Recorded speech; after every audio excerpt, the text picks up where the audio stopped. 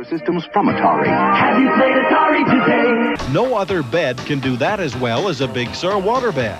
E-Guide, with the most complete listings, expanding cable coverage. Wood-paneled televisions, neon shorts, and commercials that made no sense.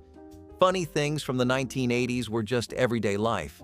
But looking back now, were we all in on the joke, or did we never realize how strange it really was? Over-the-top hairdos in the 1980s were less about style and more about spectacle. To get that perfect towering poof or side-swept shell, you needed a can of hairspray in one hand and a teasing comb in the other. Some mornings, the bathroom turned into a construction site. Hair was sprayed, scrunched, fluffed, and frozen into place like a sculpture that dared not move. Mousse was slathered on like sunscreen, followed by heat from a curling iron so hot it could leave permanent dents in your bangs. It was a daily battle between gravity and vanity usually won. The bigger the hair, the closer to cool. Class photos from the decade show clouds of bangs, mile-high ponytails, and helmets of blonde that could survive a wind tunnel. Everyone walked around smelling faintly of aerosol. Some kids were practically flammable, but at the time, it was worth it. You judged your popularity by the size of your bangs. A flat head was social suicide. Looking back now, it seems absurd, but for those who lived it, there was no higher compliment than being told your hair looked totally rad. Mall food court hangouts were not about the food, they were about freedom. Teenagers in the 1980s treated the mall like their second home, wandering its air-conditioned halls with nothing but pocket change and big plans to do absolutely nothing. The food court was the epicenter. Tables filled with cliques, couples, and groups of giggling friends stretched out time between slices of greasy pizza and soft pretzels. One soda could last hours, especially when refills were free. You scoped out crushes, eavesdropped on drama, and occasionally made eye contact with someone cool enough to nod back. Parents dropped you off and picked you up hours later, trusting the mall to act like a babysitter with bright lights and security guards. Whether you sat near the arcade or tucked into the corner by Orange Julius, the food court was a social stage. It was loud, it was messy, and it felt like your world. Every weekend brought the same faces, the same greasy trays, and the same comforting rhythm of adolescent independence. No one talked about it like it was special, but for those who grew up there, it was the perfect mix of noise, neon, and growing up in public. Shoulder pads were not just a trend, they were a transformation. You could put on a blazer and suddenly feel like a corporate warrior, even if you were just headed to homeroom. The goal was to look powerful, confident, and vaguely like a football player on a job interview. From business suits to casual blouses, shoulder pads invaded every piece of clothing in the 1980s. You could not escape them. They were sewn in, velcroed on, or added as an afterthought to make your silhouette scream important. The bigger the pad, the better. Entire generations walked around with squared-off shoulders and structured poise, looking ready to charge into a boardroom or a runway. Some tried to remove them only to realize the entire shirt deflated without the padding. They were ridiculous, and we knew it, but they worked. You stood a little taller, felt a little braver, and if someone bumped into you in the hallway, your outfit absorbed the blow.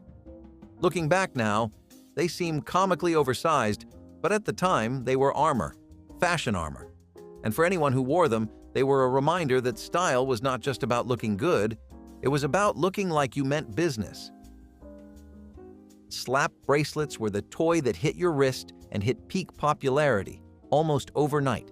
They were simple, a metal strip wrapped in colorful fabric that snapped around your arm with one satisfying motion. One moment it was straight, the next it curled tight, clinging to your wrist like a coiled snake. Every kid had one. Some had dozens, trading them like currency during recess. They came in neon colors, animal prints, sparkles, and cartoon characters.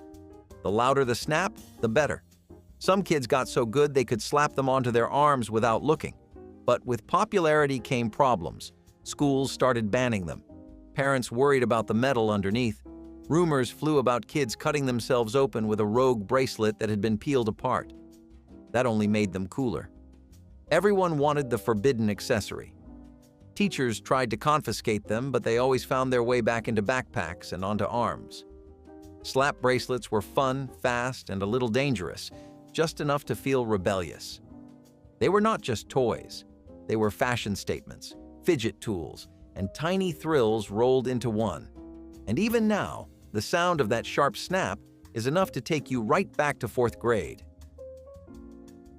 Stirrup pants were the 1980s attempt to combine fashion with function, and they did neither particularly well. These leggings had a strap that looped under your foot, supposedly to keep them from riding up.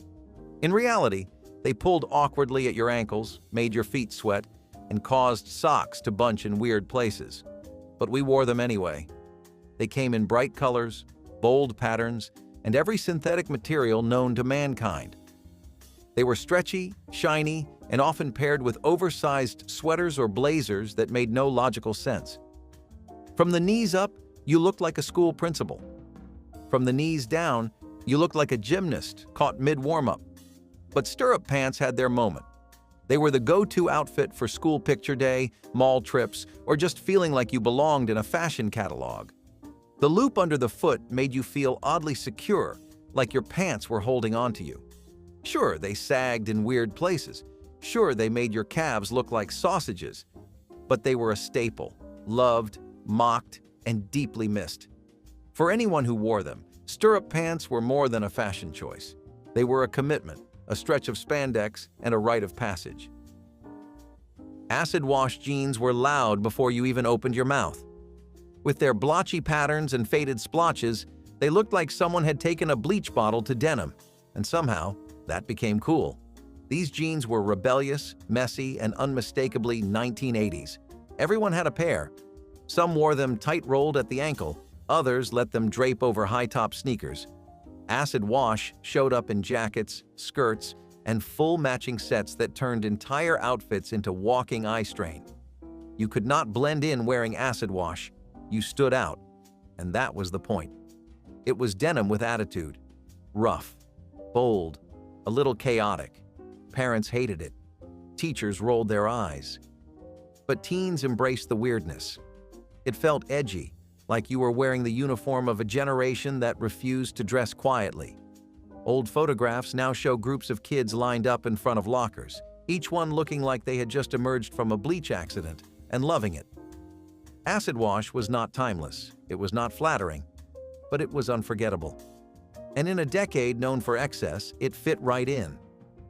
Even now, pulling on an old pair brings back the noise, the neon, and the thrill of breaking the fashion rules. Giant scrunchies were not just hair ties, they were statements.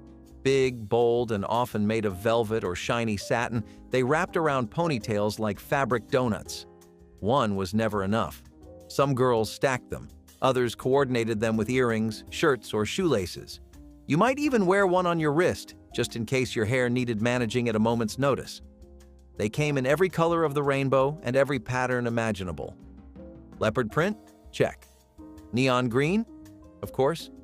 Polka dots the size of your thumb? Why not? Scrunchies were soft, gentle on your hair, and perfect for the sky-high ponytails the 1980s demanded. Some had sequins, some had bows. All of them made your hair look like it was ready to host a party. You could spot a scrunchie from across the school cafeteria. It bounced when you walked and made even the messiest bun look intentional. Looking back, they seem oversized and silly, but that was the point. Scrunchies were playful, practical, and loud in the best possible way. And even though they disappeared for a while, anyone who wore one back then knows you never really outgrow the joy of tossing your hair into a cloud of fabric. Boombox battles turned sidewalks into stages and backpacks into speaker cabinets. In the 1980s, carrying a massive boombox on your shoulder was more than a way to listen to music. It was a declaration. You had style, you had taste, and you had batteries heavy enough to power a small city block. These machines blasted everything from hip-hop to hair metal, and they did not ask for permission. You walked down the street with your soundtrack trailing behind you, volume all the way up, head nodding to the beat. Some kids parked them at basketball courts. Others lined them up outside corner stores. Whoever had the best bass usually won the crowd. Tapes were traded, dials were turned, And sometimes spontaneous dance-offs broke out right there on the pavement. Boomboxes were heavy, awkward, and impossible to ignore. But in a time before smartphones and Bluetooth, they were portable pride. They made noise. They made statements. And if you saw someone approach with a fresh cassette in hand and a boombox on their shoulder, you knew something good was about to happen. Boombox battles were not just about the music. They were about being seen, heard, and remembered. Mixtapes were handwritten love letters wrapped in cassette cases. You waited by the radio for hours just to hit record at the perfect moment, trying to catch the start of your favorite song without the DJ talking over it. You rewound, replayed, and carefully curated the perfect order so each track melted into the next. Some were made for crushes, others for best friends. Some were sorry tapes, and some were just because. Each one had a theme, a purpose, and a heart behind it. You picked songs that said what you could not. Then you labeled the tape in your best handwriting, maybe decorated the case, and handed it over like it was treasure. Because it was. A great mixtape took hours, sometimes days, to get just right. And when someone gave you one, you listened to it until the tape wore thin and the sound warped. Mixtapes were not just music. They were memories, feelings, time capsules wrapped in magnetic ribbon. And long after the songs faded, you remembered the person who made it, their handwriting, their choices, their message. Even now, in a world of playlists, nothing hits quite like the soft click of a tape deck and a song you once recorded just for someone else. Neon everything was not a trend. It was a takeover. Shirts, socks, shoelaces, scrunchies. If it could be worn, it could be neon. Bright pinks, electric greens, yellows so vivid they could stop traffic. Walk into a classroom in the 1980s, and you might see a dozen students glowing like highlighters. It was not subtle. It was not sophisticated.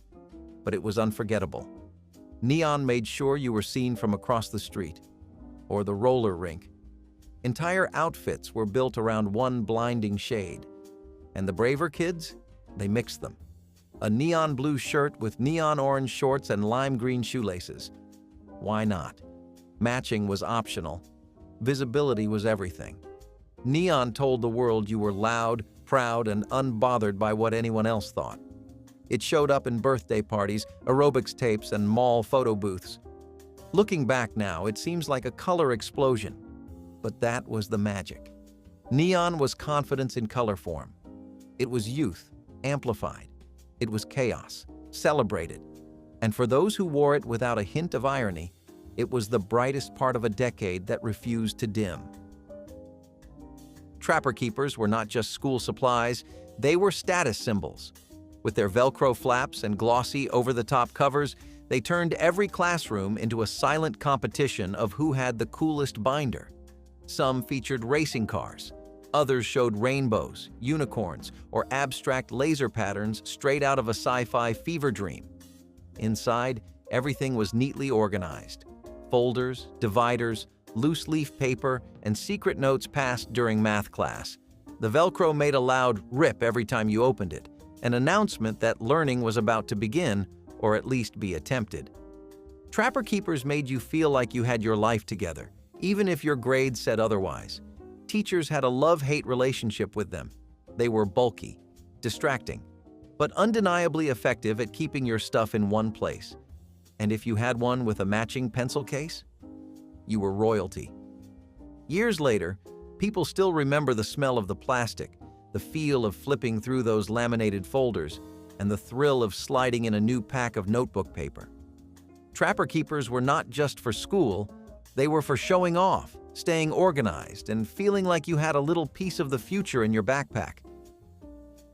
Scratch and sniff stickers made notebooks smell like fruit salad, or something pretending to be. Grape, banana, pizza, popcorn, if it existed, there was probably a sticker that gave off a chemical approximation of it. These tiny scented rewards were currency on the playground. You earned them from teachers, you traded them with friends, you collected them in sticker books and flipped through your favorites like a sommelier of glue and artificial scent. Some smelled better than others. Some were so strong they made your eyes water. Others lost their smell after a few scratches but were kept anyway, honored like faded trophies. You knew the popular ones: root beer, bubble gum, and anything with glitter.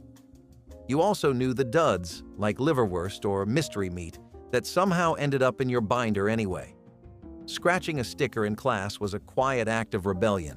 You were not supposed to, but you did.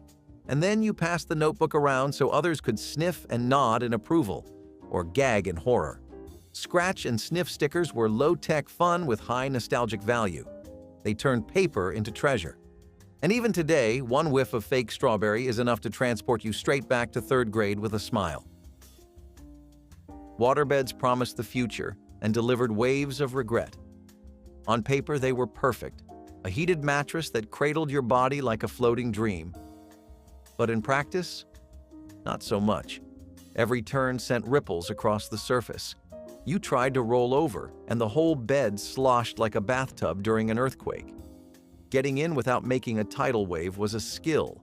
Getting out without sliding to the floor was an Olympic event. They were heavy, hard to move, and leaked at the worst times, usually at 3 in the morning, soaking everything from socks to shag carpet. Still, they were trendy. If someone had a waterbed, it meant they were either incredibly cool or easily convinced by an in-store demo. Some people swore by them. Others swore at them. Pets hated them. Kids loved jumping on them until they learned that waterbeds and sharp objects do not mix. But for a brief, glorious window in the 1980s, having a waterbed meant you had arrived. It was furniture and flex all in one. Looking back, they were impractical, ridiculous, and unforgettable. And somewhere, in a dusty corner of a basement, one is still gently sloshing, waiting for its comeback. Television antenna adjustments were part of the evening routine, just like brushing your teeth or fighting over the remote. Before streaming, before digital signals, there were rabbit ears, 2 shiny rods that stood on top of the television like alien feelers. Getting a clear picture meant twisting them in random directions, adjusting one while the other stayed stubbornly out of reach. Sometimes you needed to stand on one foot.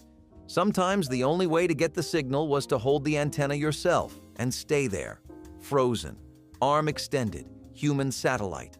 Someone from the couch would yell, "Right there! Do not move!" and you would stay stuck in position, sacrificing comfort for clarity. Foil was added for better reception. Coat hangers became tools of innovation. And if the weather was bad, good luck. The static would return like an uninvited guest. It was frustrating, yes, but it was also communal. Families worked together to solve the mystery of the fuzzy screen. You cheered when the picture came in. You groaned when it disappeared mid-show. Antenna adjustments were the dance of analog television. Awkward, unpredictable, and always a little magical when they actually worked. Cabbage Patch Kid frenzy turned toy stores into battlegrounds. These soft-bodied dolls with unique, slightly odd faces were the must-have gift of the 1980s. Each one came with a birth certificate and adoption papers, making it feel like you were bringing home a real baby. But getting your hands on one? That was another story. Parents lined up at dawn. Some camped overnight. Others sprinted through department stores in scenes more suited to action movies than holiday shopping. There were arguments, tears, the occasional tackle, and when someone finally scored a doll, they clutched it like it was made of gold. Kids loved them. They named them, dressed them, and carried them everywhere. Some families had to settle for knockoffs with names like Garden Patch Pals that never quite felt the same. But if you had a real one, you were a legend. Looking back, it seems wild that a doll caused so much chaos. But in that moment, nothing mattered more. Cabbage Patch Kids were not just toys. They were trophies. Proof that your parents had braved the crowds and won. And decades later, those round faces still sit on shelves, quietly remembering the madness they caused. VHS rental adventures were more than just picking a movie. They were the night's main event. You walked into the store greeted by rows of clamshell cases, each one shouting for your attention with over-the-top artwork and dramatic taglines. New releases lined the front wall, but they were often already rented, marked by empty plastic holders and your own growing disappointment. So you wandered. Comedy? Horror? Something animated for your little brother? You judged movies by their cover. You flipped tapes to read the backs, squinted at blurry screenshots, and made last-minute switches at checkout. There was pressure. Choose wisely. You had this movie for 2 nights, maybe 3. Forget to rewind? Expect a fee. Some stores even had a "Be Kind Rewind" sign that became a national motto. You got home, made popcorn, and watched together as a family. The sound of the tape sliding into the VCR meant it was officially movie night. VHS rentals turned average evenings into little adventures. They made choosing a movie feel like a quest. And even though we stream everything now, nothing beats the charm of browsing those old shelves and hoping your top pick had not been snatched first. Rubik's Cubes sat on coffee tables like miniature monuments to frustration. Their colorful sides promised fun, but more often delivered rage. You twisted, you turned, you thought you had it, and then disaster. One wrong move sent you back to square one. Solving it became a badge of honor. If someone at school could actually complete a Rubik's Cube, they were treated like a genius. Crowds gathered, applause broke out, but most of us faked it. We peeled off the stickers and rearranged them to make it look solved, or we popped out the pieces and snapped them back into place. Technically cheating? Maybe. Spiritually rewarding? Absolutely. There were books, guides, even videos explaining how to beat the cube, but few had the patience. And yet, we all kept trying. Rubik's Cubes lived in junk drawers, backpacks, and classroom desks. They were part toy, part puzzle, part stress test. Looking back, they were frustrating, addictive, and completely iconic. And to this day, if you spot one on a shelf, your hands remember the rhythm of twist, turn, twist, even if your brain still has no idea how to actually solve it. Leg warmers were a fashion miracle, pointless and perfect all at once. Originally designed for dancers to keep their muscles warm, they jumped out of the studio and into the mainstream thanks to aerobics videos and pop culture icons.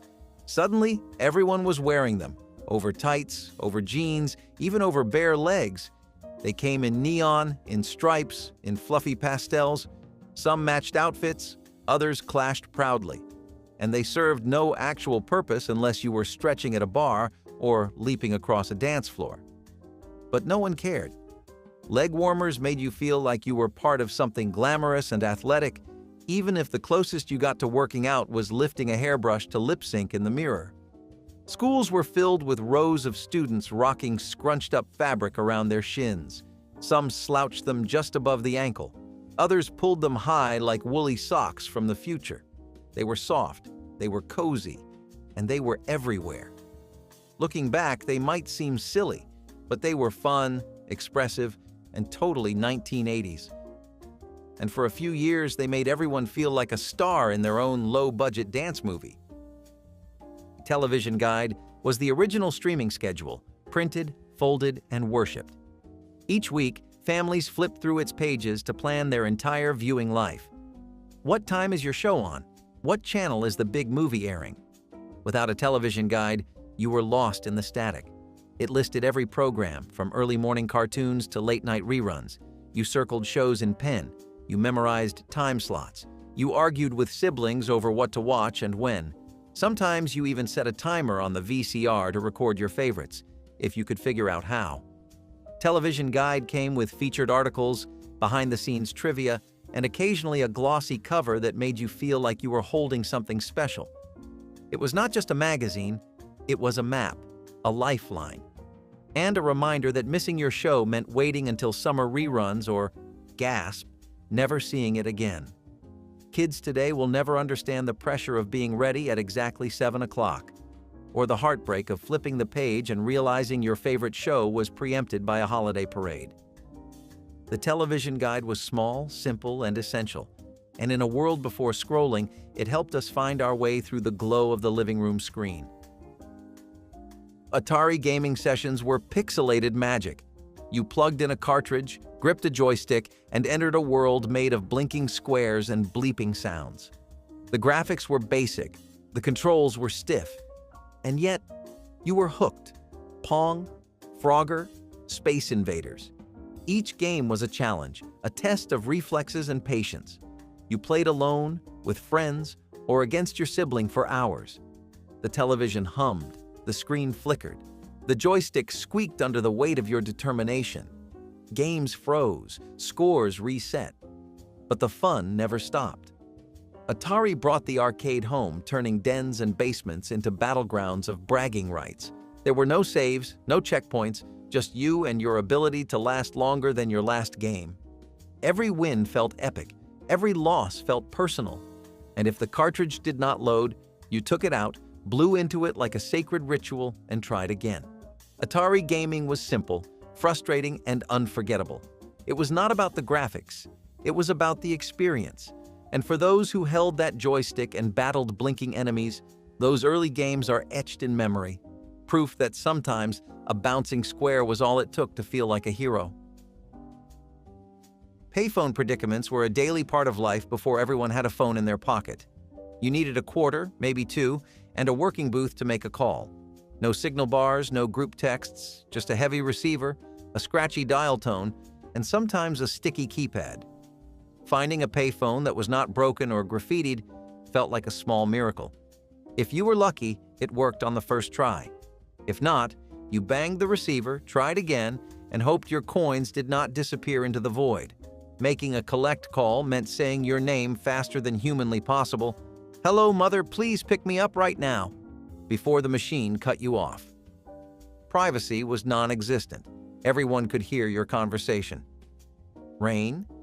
You ducked into the booth and hoped it did not smell like sadness and cigarette smoke. Nighttime? Good luck. The glow of the payphone sign was a lonely beacon, but it was all we had. We memorized numbers. We waited in line. We scrounged for change in pockets and glove compartments, and when the call finally went through, it felt like a victory. Payphones were clunky, inconvenient, and unreliable. But they were also our lifeline, 1/4 at a time. Roller rink socials were where friendships formed, crushes blossomed, and fashion collided with fluorescent lighting. Every weekend, kids flocked to the local rink like it was the hottest club in town. You laced up rental skates that never quite fit, wobbled onto the floor, and tried not to fall in front of your classmates.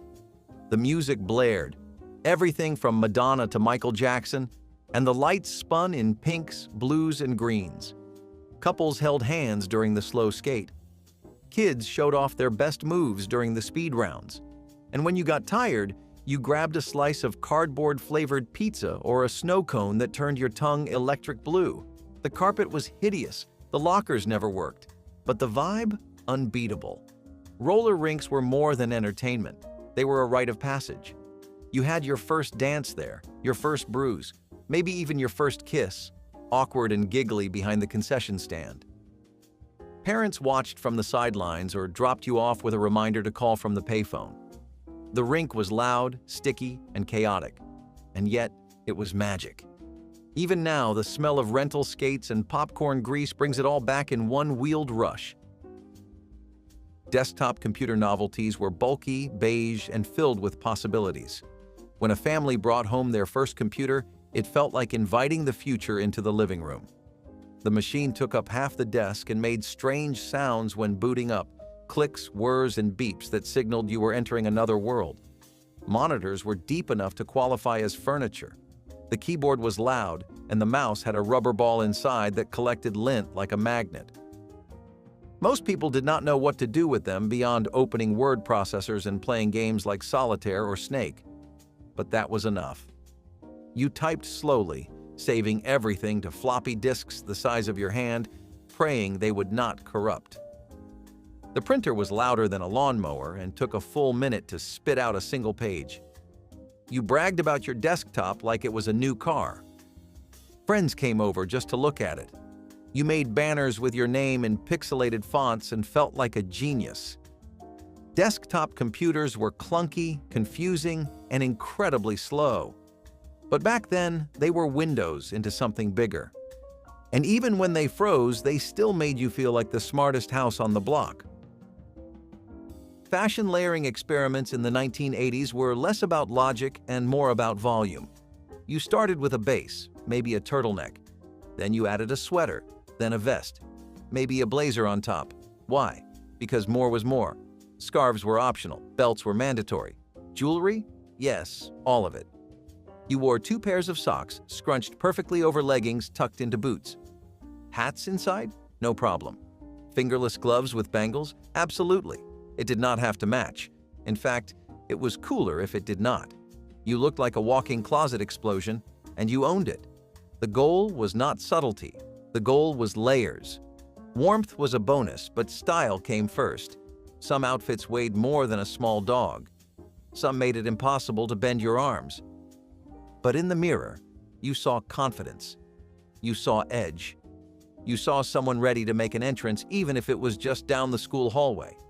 Looking back, the combinations were questionable, but the spirit behind them? Pure creativity. Fashion in the 1980s did not whisper. It shouted, boldly, loudly, and with 7 visible layers. DIY haircuts were a gamble most families took at least once, and usually regretted. With no YouTube tutorials or professional scissors, someone at home decided they could just trim it a little. What followed was part haircut, part identity crisis. A kitchen chair became the salon throne. A towel around your shoulders caught the clippings. And your tears. Bangs were the first to go, hacked straight across like a lawnmower had passed through. One side was always shorter. The back was ignored. And when it was finally done, you stared into the mirror wondering who let this happen. Sometimes it was mom. Sometimes it was your older sister. Once in a while, you tried doing it yourself, armed with safety scissors and too much confidence. School the next day felt like a walk of shame. Hats became your best friend. Friends pretended not to notice. But deep down, they knew, and they remembered. Everyone has at least one photo of a haircut gone wrong, crooked, uneven, or alarmingly short. It was a rite of passage, a test of patience, a bold act of trust. DIY haircuts were terrifying, hilarious, and unforgettable.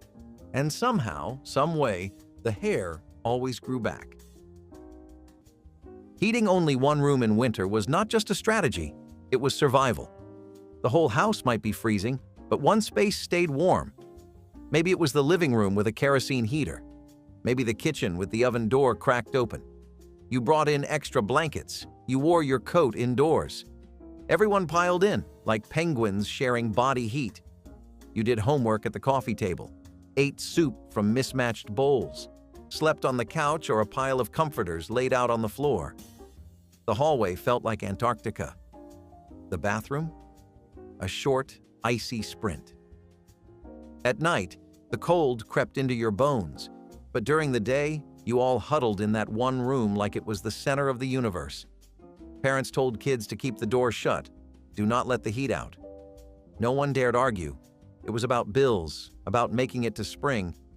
And even though it felt unfair at the time, it also brought people close. Literally, you learned to share space, to pass the time, to be warm in more ways than one. Heating one room was not ideal, but it was home, and somehow it got you through. Halloween in the 1970s was not a trip to a pop-up shop for a $30 superhero suit. It was a challenge, a test of creativity, a race to see who could turn a cardboard box and some tinfoil into a full-blown astronaut helmet or a robot torso.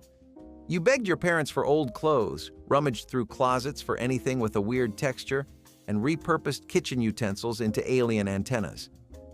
And then there were the masks. You know the ones. Thin plastic with elastic bands that snapped after 2 wears, tiny eye holes that never lined up with your face, and a mouth slit so small you could not breathe without fogging up the inside. But still, when it came time to trick or treat, you felt invincible.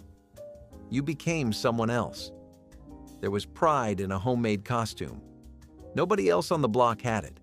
You made it, with your own hands, or with your parents' help after dinner. And if your costume got torn or the rain made the paint run, you just kept going. Candy was candy, rain or shine, store-bought or not. But if you really wanted to earn something sweet, and not just from a pillowcase haul, you had to do a little hustling of your own. That meant going door to door, not for candy, but for glass bottles. Before Fandango or streaming apps told us what was playing, there was the operator. And calling the theater was an event in itself. You would dial a number, usually a long one, and wait as a robotic voice or sometimes an actual person listed off every movie and showtime like it was the State of the Union. Showtimes for the weekend of July 24th, Gremlins at 7:30, The Goonies at 9:15, Ghostbusters at 10:45. You could not skip ahead. You had to listen carefully, and maybe even write it down if you were planning a big night. If someone in the house picked up the phone while you were listening, forget it. You had to start over. And if you called during a busy hour, good luck hearing anything over the static and background noise. But it was still exciting. The build-up, the anticipation. You felt like you were about to join something important, something bigger than yourself. Because back then, watching a movie meant going somewhere. It meant tickets, seats, sticky floors, and that one kid who always threw popcorn. It meant magic. But if you wanted movie magic at home, you did not need a theater. You just needed to clear your schedule, grab the good blanket, and stake your claim on the couch. Back in the days when phones had cords and privacy was a privilege, every hallway had a throne, and it was called the gossip bench. This was not just a chair.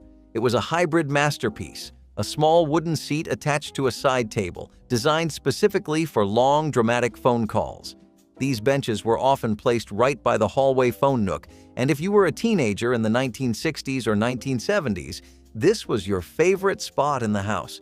You would sit there for hours, twirling the phone cord, whispering about crushes, repeating, "No, you hang up," while your siblings paced in the background waiting for their turn. Some benches had a little drawer for pens and paper. Others had cushions and floral fabric, showing just how serious folks were about comfort during those marathon chats. It was furniture that served one purpose: conversation. But as phones got smaller, and then wireless, and then fit in your pocket, the gossip bench faded away. Today, they are vintage novelties. Back then, they were the nerve center of the household. And while you chatted away about school dances or new neighbors, something else might have been happening overhead. Quietly, from the ceiling, playing your favorite song. Imagine this. It is Sunday morning. You are eating breakfast, and faintly from above your head comes the sweet hum of big band music or the evening news. Reliance on government assistance programs was not a choice. It was the only way to get by. Food stamps came in paper booklets, torn out in the checkout line with quiet hands and sideways glances. School lunches were free, but they came with their own kind of price. Standing in a separate line, hearing the whispers, seeing the looks. You carried a different card, a different meal, a different kind of burden. The people behind the counter never said anything. But you knew. Everyone knew. At home, government cheese filled the fridge. Powdered milk sat on the shelf. The pantry was stocked with cans stamped from surplus stores, beans, peanut butter, cereal that tasted like cardboard but kept you full. Your parents made it stretch, they made it work, and they told you to hold your head up even when you wished you could vanish. Because pride does not feed a family. Assistance was not shameful, it was survival. It was how your shoes fit, how your stomach was full, how you still made it to class with something in your bag. And though some days it felt heavy, it also meant someone, somewhere, knew you were worth helping. Even when the world made you forget. Going to the gas station used to be fun. I am not even kidding. In the 1970s, pulling into a station was not just about filling up the tank, it was about what you got for free. Gas station giveaways were the absolute jackpot of roadside errands. You would get real glassware, like full-on drinking glasses with cartoon characters or sports team logos printed on them. There were dishes, figurines, tiny toys, even aluminum tumblers in wild colors. Some stations had full sets you could collect over time, which meant every gas stop felt like you were unlocking a new piece in the puzzle. Parents would even choose where to fill up based on who had the best freebies that week. And kids? We kept track. We knew which stations had the cool tumblers and which ones were slacking. Sometimes they even gave out trading stamps to go along with your haul, so it was a 2-for-1 deal. You might not remember the cost of gas back then, but you definitely remember that little thrill when the attendant handed over your freebie through the car window. It was like a tiny prize for just living life. But if you think that was exciting, wait until you hear about the one thing that made kids count down the days from summer to winter, flipping through pages and circling dreams. Making a mixtape in the 1980s was not just about the music, it was about what the music meant. This was not a playlist you could throw together in 5 minutes. This was a curated collection of feelings, carefully selected for maximum emotional impact. Every track had a purpose. Every order was intentional. You did not just make mixtapes for yourself. You made them for friends, for crushes, for breakups, for birthdays, for sitting in your room, staring at the ceiling, thinking deep thoughts you had no business thinking at that age. You would spend hours hitting pause and record, rewinding to check the transition, trying to fit exactly the right number of songs on each side without cutting one off too soon. There was a science to it, a rhythm, a philosophy, and then came the cover art. Doodles, stickers, fake band logos, scribbled lyrics, little hearts and broken hearts. The label on a mixtape said everything about who you were or who you wanted to be. These tapes were gifts, time capsules, emotional resumes. You gave one to someone and it meant something.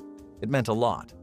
But if you did not have the patience or just wanted to cheat the system a little, you could always get a dozen albums for the price of a gumball. Almost. You would toss it in and forget about it. That was the beauty of the laundry chute. A small hatch built right into the hallway wall or bathroom cabinet, leading straight down into a hamper, or sometimes directly into the basement laundry room. Just open, drop, and go. These vertical passageways were like magic portals for dirty socks and sweaty gym clothes. No more lugging baskets down 2 flights. No more arguments about whose turn it was. You just lifted the flap and let gravity do the work. Kids treated them like secret tunnels. Parents treated them like a godsend. But like many good things, laundry chutes eventually went out of style. Safety concerns popped up, especially with young kids and pets.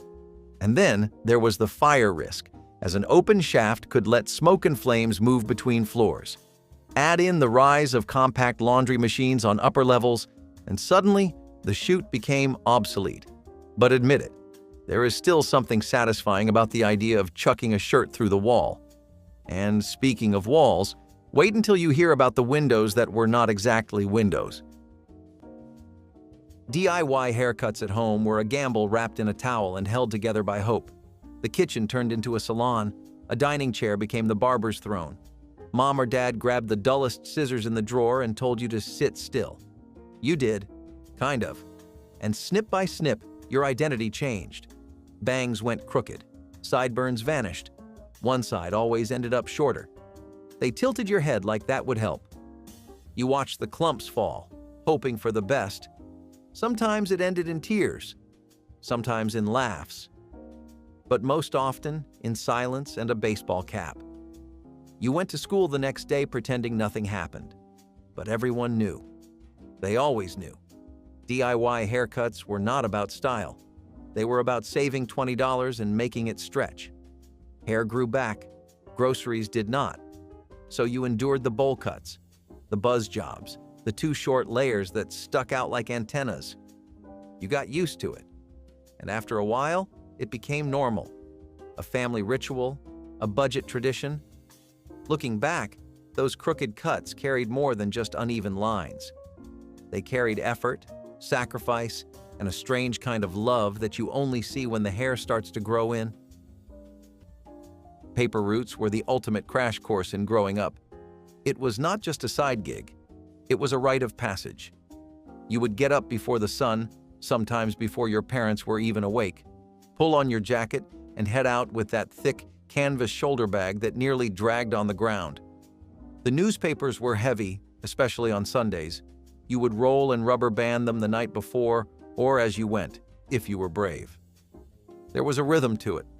Walking house to house, tossing them just right so they landed near the door but not in the bushes. You knew which neighbors tipped, which ones complained, and which ones pretended they were not home when it came time to collect. And that was the part no one warned you about, the collection. You had to knock on doors, smile politely, and ask for your money. It was awkward. It was humbling. But it made you feel grown. You earned something. And if you saved up enough, you could finally buy that thing you had been eyeing for months. A new bike, a radio, or maybe a toy. But not just any toy. We are talking about the weirdest, creepiest, most unforgettable toy of the era. One with disguises, glue-on features, and a face you could never forget. Let's talk about Hugo, man of 1,000 faces. Saturday morning cartoons were not just shows. They were rituals. You would wake up at 6 or 7, bowl of cereal in hand, and stake out your spot in front of the television before anyone else in the house even stirred, pajamas still on, eyes still half shut. But you were ready. The networks fought hard for your attention. ABC, NBC, CBS, they all rolled out animated powerhouses like The Smurfs, He-Man, The Real Ghostbusters, Gem, G.I. Joe, and Teenage Mutant Ninja Turtles. Each show had its slot, and missing one felt like missing a holiday. But for every golden episode came the heartbreak of your favorite show being bumped, or worse, replaced. The dreaded special news report could interrupt your flow like a slap to the face. You would sit there in disbelief as your cartoon got pulled for a political debate or weather update. No warnings, no mercy. Still, the lineup gave you something to look forward to all week, and for those few hours, everything felt right in the world. Cartoons, cereal, and commercials that somehow got stuck in your head forever. Because let's be honest, there are still jingles from that era that we can sing from memory, word for word. It looked like a cabinet, just a little rectangle in the wall with a tiny knob. But open it up and suddenly you had an ironing board swinging down like a Murphy bed for your clothes. Fold-out ironing boards in the wall were the peak of space-saving genius. These things were especially popular in mid-century homes, when every inch of space had to count. The board folded out flat, usually right next to the laundry area or inside the kitchen pantry. You did not have to drag a heavy metal contraption from the closet. Just pop it open, plug in the iron, and get to work. Some even had a tiny shelf or built-in plug to hold the iron itself, along with a little light above the board. Now that was fancy. Housewives adored these because they made chores quicker. And let's face it, they just looked slick. Like the house was in on the secret with you. Eventually, though, as trends moved toward larger laundry rooms and portable everything, these ironing stations disappeared. But for the folks who grew up with one, there is a real nostalgia there. It was like opening a secret door into domestic life. Now, speaking of secret doors, the next one was not about cleaning your shirt. It was about making sure your closet smelled like the forest. Limited or no air conditioning meant summer nights were a battle with the heat. The box fan sat in the window, humming like a tired engine, barely moving the thick air. You sweated through your sheets, drank warm water, slept with the lights off and the windows wide open, hoping for a breeze that never came. Some homes had one window unit, and it stayed in the living room. Everyone gathered there like refugees from the sun. No one moved. The couch was soaked in humidity. Tempers flared, ice trays emptied fast. You wore as little as possible, stuck your head in the fridge, and counted the hours until dark. At school, kids talked about central air. You could not imagine it. The idea of a whole house being cool felt like science fiction. You made popsicles out of juice in ice cube trays. You wrapped wet washcloths around your neck. You laid on the floor, hoping the tile was cooler than the bed. And through it all, you survived. Uncomfortable, sticky, and half asleep, but alive. No air conditioning was not ideal, but it made you tough, and it taught you how to endure heat, not just in your house, but in life. That high-pitched tone, you remember it. You might even feel it in your chest right now. The emergency broadcast system test did not care what you were doing. It took over everything. You could be watching your favorite cartoon, a family sitcom, or a game show with flashing lights, and suddenly the screen would freeze, a gray static box would appear, and that bone-chilling noise would wail through the speakers. Then came the voice, always monotone, always distant. This is a test. This is only a test. Even though they told you it was just a drill, it still felt like the end of the world was knocking. You sat still, stared at the screen, and waited for it to go away. Some kids covered their ears, others ran to find a parent. It was spooky in a way you could not explain. You did not know what nuclear war was, not really, but you knew this test meant something big, something adult, something terrifying. After a minute or two, it would vanish, and the show would come back on like nothing happened. But you felt different. That noise lived in your bones. Still, once the fear passed, you went back to being a kid. And in the 1970s, being a kid meant making your own fun, sometimes by putting on a show right in your backyard. Commercial jingles in the 1980s were not just background noise. They were the soundtrack of your childhood. Short, catchy, and borderline hypnotic. From "I do not want to grow up, I am a Toys R Us kid," to my buddy, wherever I go, he goes." These little songs became national earworms. You knew the tune before you even understood the product. And even now, decades later, you probably remember all the lyrics without trying. Fast food chains, toys, theme songs for cereal, they all knew how to brand themselves right into your brain. And we loved it. These were not just ads. They were pop culture. Kids would sing them on the playground like they were chart-topping hits. Some even had dance routines. And the best ones? They felt like a little burst of joy in between the shows you came to watch. It was marketing, sure, but it was also magic.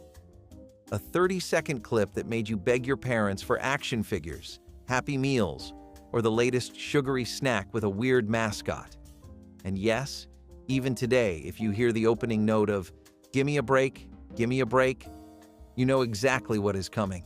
But when it came to making your own mix of hits, that required serious patience and a strong dislike for chatty radio DJs. Let us talk about the rumpus room. If the living room was where adults behaved themselves, the rumpus room was where the kids got wild. Usually tucked away in the basement, this was the unofficial playground of every suburban household from the 1950s to the 1970s. Carpeted in wall-to-wall shag, lit by lava lamps, and often filled with beanbag chairs, dartboards, and mismatched furniture, the rumpus room was every child's dream and every parent's secret weapon. You could send the kids down there for hours, let them roughhouse, make noise, and burn off all that energy while the grown-ups enjoyed some blessed peace upstairs. It was not about looking nice, it was about cutting loose. Some had jukeboxes, others had board games stacked to the ceiling, and every now and then, you would find a couch that doubled as a trampoline. It was chaos, but it was controlled chaos. Over time, the idea faded as homes got bigger and open concepts took over. Now, everything is multifunctional. But there was something beautiful about a room that existed just for noise, mess, and memory making. The name says it all, rumpus. No rules, just vibes. But even in the loudest house, you still needed a way to call the kids upstairs. And you will not believe how we used to do that. Furniture from thrift stores or curbside finds gave homes that mismatched charm only necessity could create. A sagging couch from someone else's garage sale. A wobbly coffee table rescued from the sidewalk. Chairs with mismatched legs or beds with slats that creaked under every turn. This was what made a living room feel lived in. There was no delivery truck, just a neighbor with a pickup, or a slow push down the block with a dolly borrowed from Uncle Joe. You sprayed it down, you wiped it twice, and you made it yours. Some pieces were covered in throws to hide the rips. Others leaned against the wall to stay upright. But they had character, stories, a past you never asked about. In kitchens, the table might have a burn mark or a dent from years of use, but it still held dinner. In bedrooms, dressers groaned when you pulled the drawers, but they closed eventually. New furniture was for people with money. For everyone else, you took what you could get, and you were thankful for it. Because when money was tight, having something, anything, to sit on was a win. You did not care how it looked. You cared that it worked. Phones in the 1970s were not private, not even close. They had cords, long spiral ones that stretched down hallways, wrapped around doors, and somehow always ended up tangled. Every house had one line, maybe two if you were fancy. That meant when the phone rang, it was anyone's guess who would answer and who would listen. If you were a kid trying to call a friend, you had to pass through a gauntlet of parents and siblings just to get 5 minutes of conversation. And if you were a teenager, good luck. Eavesdropping was practically a sport. Someone would quietly pick up another receiver and breathe like a horror movie villain. You would hear that subtle click and knew you were not alone. "Get off the phone" became a daily soundtrack, and heaven help you if someone else needed the line. "I'm expecting a call" meant you had to wrap it up, no matter what life-changing gossip you were in the middle of. There was no voicemail, no caller ID. If you missed a call, it was just gone. But if you wanted real independence as a kid, you had to earn it. And for many, that meant waking up while it was still dark, grabbing a heavy canvas bag and heading out into the cold. MTV in the 1980s was not just a channel, it was a movement. The second you heard that iconic, "I want my MTV," you knew you were about to step into another world. A world where music lived on your screen, not just your speakers. Where your favorite artist could become a visual legend. It played music videos, actual music videos, 24 hours a day, 7 days a week. That meant you could go from watching Cyndi Lauper dancing through city streets to seeing Michael Jackson turn into a werewolf without ever leaving your couch. Music became cinematic. Performances became stories. Seeing someone on TV who made you feel like you were not the only weirdo out there. And maybe, just maybe, being a weirdo was cool. MTV introduced you to bands you never heard of, genres you never explored, and visuals that burned into your brain like neon on wet pavement. You would tape videos, argue over countdowns, and swear that your favorite video was art. But when you got back to school, it was back to basics, and one look at your folder would say everything your mouth could not. It was the original shortcut for busy kitchens, long before microwaves or DoorDash deliveries. Right there in the wall, usually between the kitchen and dining room, was a little opening known as a pass-through window. Not big enough to walk through, just big enough to pass a steaming pot of mashed potatoes or a stack of plates. It was part convenience, part conversation starter, and part dinner-time drama stage. You could poke your head through and call out, "Who wants seconds?" Or you could slide a dish over without juggling it across the carpet. In bigger homes, they were framed out in wood or tile with little ledges to rest a casserole on. In smaller homes, they were purely functional, a hole in the wall that saved mom 10 steps at every meal. Some even had shutters or swinging doors, so you could close the kitchen once dinner was served. But eventually, open-concept living took over. People tore down the wall entirely instead of carving a window into it. And just like that, the pass-through became passé. Still, it had its charm. It turned dinner into a kind of performance. But if passing potatoes through a hole in the wall sounds odd, imagine burning your garbage in a machine tucked right next to the toilet. Limited access